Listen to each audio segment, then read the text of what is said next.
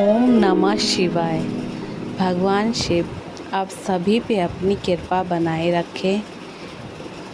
और कुछ ही दिनों में सावन का महीना आने वाला है। बहुत सी स्त्रियां या कुंवारी लड़कियां भोलेनाथ जी के इन व्रतों को करती हैं और इसके करने से बहुत ही अच्छा फल प्राप्त होता है। आज मैं आप सबको शिव जी पर एक छोटी सी कहानी सुनाने वाली हूँ, जिससे आपको पता लग जाएगा कि भगवान की भक्ति पैसों से नहीं, सच्चे भाव से प्राप्त की जाती है। तो किसी एक गांव में एक बहुत गरीब आदमी रहता था, जिसके पास ना तो खाने को था और ना ही पहनने को। फिर भी वो हमेशा खुश रहता। उससे अपने शिव पर बहुत ही रहता कि मेरे शिव सब कुछ ठीक करेंगे, मेरे शिव है ना, मेरे शिव है ना। तो वह शिव जी की पूजा भी बहुत करता था और वो बिना पूजा किए कुछ भी नहीं खाता। और वो शिव जी की पूजा भी ऐसे करता क्योंकि उसके पास कुछ नहीं था कि शिव पे वो क्या चढ़ाए। वो फिर भी मायूस नहीं होता था। वो जंगल जाकर सिर्फ एक लोटा सादा जल भर लाता और जंगल झाड़ से वो बेलपत्र के पत्ते तोड़ के ले आता और शिव पर श्रद्धा भाव से वो एक लोटा जल और बेलपत्र अर्पण करता और फिर ही भोजन को प्राप्त करता था। उसी गांव में दूसरी जगह एक बहुत बड़ा राजा था।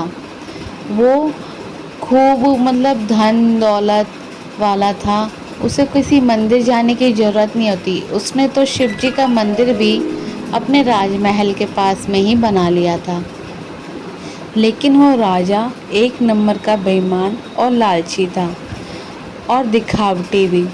वो जिस दिन भी शिव जी की पूजा करता, उस दिन सारे गांव को लोगों को बुलाता और फिर सोने की थाली में शिव जी के लिए फूल अक्षत ले जाता, दूर दूर से फल मंगवाता, उनके लिए बड़े बड़े हार मंगवाता और फिर शिव जी के पूजन पर बैठता। उसे लगता था कि मैं शिव जी पर जितना महंगा महंगा चीज़ चढ़ाऊँगा, उतनी जल्दी मैं भोलेनाथ को प्रसन्न करके उनको पाऊँगा, उनसे अपनी और इच्छाएं पूरी करवाऊँगा। तो वो यही करता था। कुछ दिन बीता। एक दिन भगवान भोलेनाथ उस गरीब के सपने भी आए और उस राजा के स्वप्न भी आए।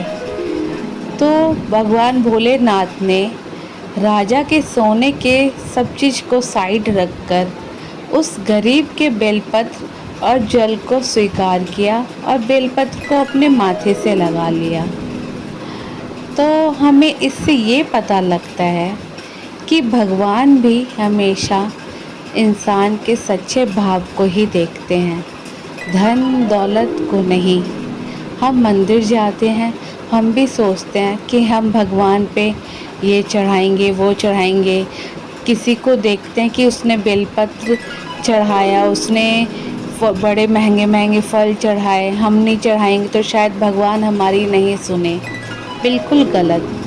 भगवान कभी भी फल फ्रूट या बड़े बड़े मालाओं से नहीं खुश होते। भगवान सिर्फ आपके भाव से खुश होते हैं।